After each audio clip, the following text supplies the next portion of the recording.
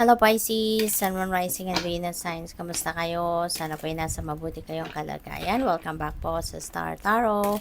Kung bago kayo dito, welcome din kayo. Thank you for your support. I truly appreciate it. God bless you all.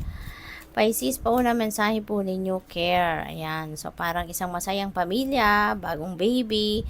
So, possible nang iba sa inyo dito is welcoming a new baby or baka nandiyan na, no? Baka nanganak na yung person ninyo or baka kayo, no? So, probably you are a brand new parent, no? Pisces, kung gano'n ang inyong sitwasyon, congrats. At masaya, no? You are going to be taking care of that baby, you're going to be taking care of your family, of your person. So, napakaganda nito. So, what else? We have triumph. Wow, may tagumpay kayong makakamit sa ngayon. This is a victory, success, achievement na pwede ninyong makamit, and that could be related, no? Pwedeng related ito sa ano ninyo sa trabaho. No, naka-work outfit siya, kaya probably yung achievement na to is related talaga sa inyong trabaho, sa inyong career, no? So, congratulations. Maybe this is matagal matagal nyo ng pinagsikapan, pinagtrabahuan, kaya it looks like you are going to be very proud of this. Kaya, enjoy ninyo, have fun, no? I-ano ninyo, i-savor ninyo yung victory na to kasi you work hard for this. What else? We have fury. Ang iba sa inyo rito, pagod. Pagod na ang damdamin, pagod na magpasensya. Kaya parang ito, sumabog na. Baka magkakaroon ng mag-outburst, no? Ang iba sa inyo rito. Naka office outfit, kaya pwedeng sa trabaho to. Baka talagang hindi ninyo nagustuhan. Siguro, baka nasa managerial position kayo, baka kayo isang supervisor, boss, manager, ganon, and you really didn't like what your subordinate has done dito, no? Kaya talagang sumabog siguro, no? Or sasabog talaga kayo sa galit dito for some of you. So, yun, kalma lang, no? As much as possible, iwasan ninyo sana na magalit kayo kung pwede pa rin ninyong mapigilan, kasi it's not going to help you, no? Hindi magiging magandang inyong pakiramdam. Iwasan, no, yung galit, yung outburst, lalo na kung meron kayong mga hypertension, mga ganon. Ako, hindi makakabuti, no, sa inyo ang stress. Kaya yun, as much as possible, kalma. Okay? Kalmahin ninyo ang inyong sarili kung makakaya pa ninyong kontrolin. Okay?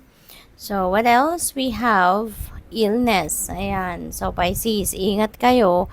Alagaan ninyo ang inyong sarili. Give more time, no, sa pag-aalaga ng inyong sarili sa ngayon, kasi po pwede na dumating na kayo sa puntong na abuso nyo na yun inyong sarili, yung lakas ninyo naubos nyo na, kaya eto, baka nang hihina na, nilalagnat, may ubo, may sipon siguro ang iba sa inyo, baka may trangkaso, yung ganon. So, abuso yan sa katawan, no? Abuso yan sa katawan. Pwedeng dahil yan dito, diba? Sa dami ninyong trabaho, panay overtime siguro kayo, extrang sipag talaga ang ginawa ninyo rito, kaya kayo nagtagumpay, diba? Kaya maaaring na-compromise yung health ng iba sa inyo dito, Pisces, kaya kayo may ganito.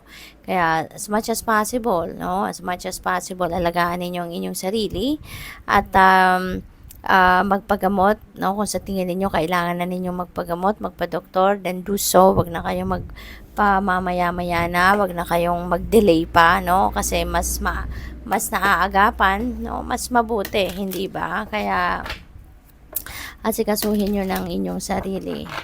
So, what else? We have number 66, healing. So, pwede talaga na may sakit ang iba sa inyo rito. Kaya, ayan, kailangan ninyo ng healing energy. So, yun. Alagaan ninyo, take extra care of yourself, magpahinga muna kayo, step back muna kayo sa kung ano man ang inyong pinagkakabalahan, ano man ang inyong pinagkakabisihan. Atras muna kayo ng kahit konti dyan, saglit lang para makabawi muna kayo sa lakas, no, na kailangan ng inyong katawan. Okay? So, yun, magpagamot kung kinakailangan, kung alam nyo naman na, alam mo yun, yung self-care na gagawin ninyo is mamamanage na yung inyong sakit, kung ano man ang inyong physical discomfort na nararanasan, then gawin mo kung ano ang nararapat na gawin. Bastang asikasuhin mo na, alagaan mo na yung inyong sarili from here on. You are divinely guided. You're being sent symbols and synchronicities dito, and that is to guide you on how you are going to navigate your current circumstances. Okay? So, pinapadalhan kayo ng synchronicity ng divine universe, and that is a sign, no?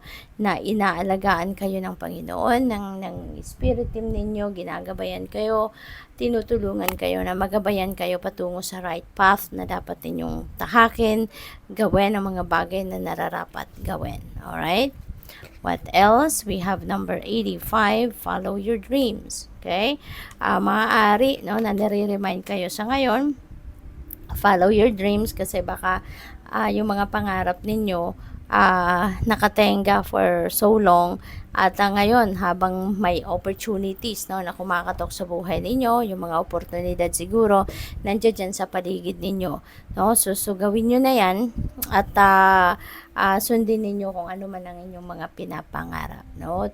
Take action right now habang ang oportunidad, no, para makatulong sa iyo na makalapit ka na sa inyong mga pangarap ay nandiyan na. So sundin ninyo ito. So good luck.